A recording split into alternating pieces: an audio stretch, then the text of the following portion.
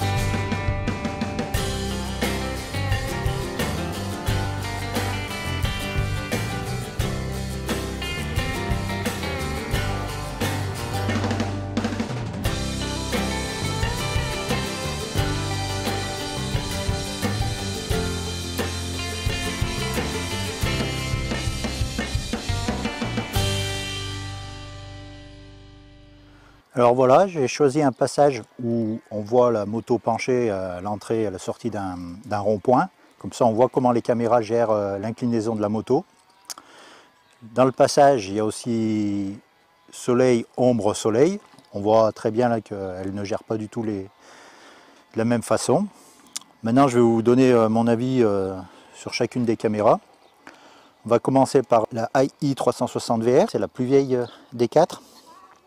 Il y a un truc qui est assez moyen, c'est ce cache qui protège les batteries, les connexions et puis la carte micro SD. Alors ses points faibles, c'est la loupiote, elle est bleue, on la voit jamais.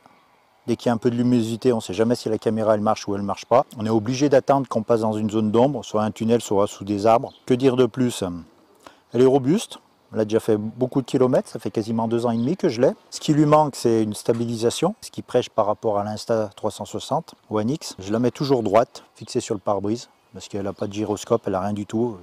Si on ne veut pas être trop embêté au niveau du montage, il faut que l'image soit déjà à peu près droite. Alors maintenant, je vais vous parler de la Drift Ghost 4K. Ce que j'aime bien, c'est qu'elle est très compacte. Son gros plus, c'est cette lentille rotative. Il y a juste à la mettre en haut. On peut la mettre dans n'importe quelle position. On aura toujours une image droite. Là, elle n'a pas la batterie d'origine. La batterie d'origine est beaucoup plus plate et elle est très pénible à enlever. Là, avec la grosse batterie, elle a une autonomie quasiment de 3 heures. Bon, généralement, je ne la mets pas en bas vers le moteur parce qu'elle est assez sensible aux parasites du moteur. plus tendance à la mettre sur le porte-paquet à l'arrière pour filmer derrière. Pour la prise de son, il y a une mini USB, il y a l'adaptateur qui est dans le pack, ça marche super bien. D'ailleurs, tous les sons sortis d'une drift, les adaptateurs sont vendus avec et ça marche bien. J'ai souvent le micro déporté derrière la plaque d'immatriculation et du coup, il n'y a pas de souffle, il n'y a rien et on a bien la mélodie du 6 cylindres. Pour mettre la carte SD, c'est l'autre languette, on peut mettre jusqu'à 64 Go. L'écran derrière, il est assez sympathique, les paramètres principaux qui sont facilement accès. Il y a possibilité de la connecter au téléphone. L'application, elle est très moyenne par contre. Voilà ce que j'ai à dire sur la Drift Ghost 4K. Alors là, nous avons l'Osmo Action. C'est la petite dernière que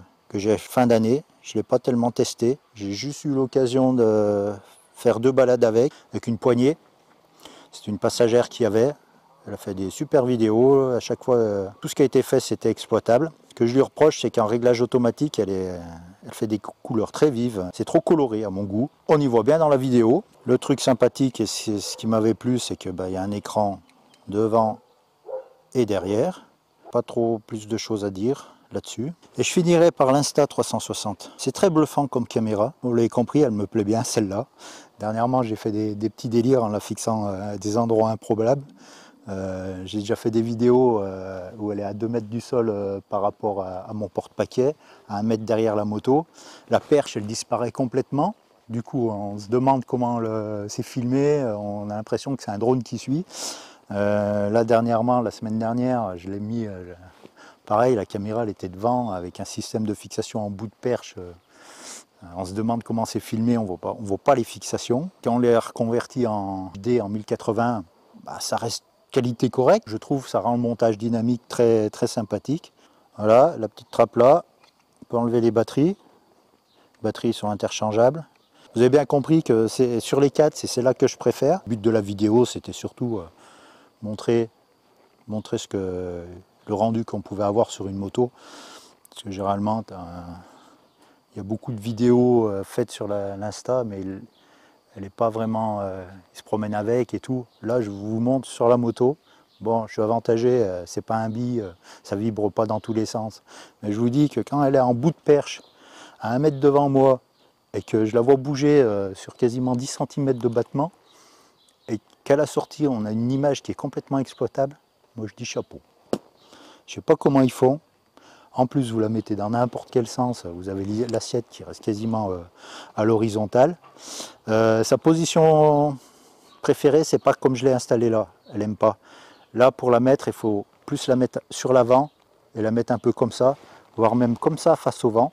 Il faut que je fasse l'essai avec la perche, dans ce sens-là, parce que l'autre fois, avec la perche, j'étais comme ça, et je la voyais battre comme ça, la caméra. Je pense que comme ça, il y aura moins de prise au vent qui aura tendance soit à l'appuyer, soit à la soulever. Je vais faire l'essai, vous aurez la vidéo prochainement. Je n'avais pas précisé, mais toutes les 4 elles étaient en réglage automatique avec la définition au maximum. Ah oui, une petite précision, il y a la AI360 VR. Vous avez vu, elle a les couleurs qui sont très, très fades par rapport aux autres. C'est pas son rendu d'habitude. Et l'autre soir, j'ai bidouillé dans les menus et tout, et je me suis aperçu que j'avais enclenché une fonction, c'était flat color, un truc comme ça. Et du coup, ça a rendu les couleurs très, très fades. J'espère que cette vidéo vous a un peu éclairé, moi surtout le rendu, parce que comptez pas sur moi pour vous faire une fiche détaillée de toutes les caméras. À tout bientôt pour des prochains essais. Si ça vous a plu, mettez un petit pouce, ça aidera la vidéo à être mieux référencée sur YouTube. À ciao.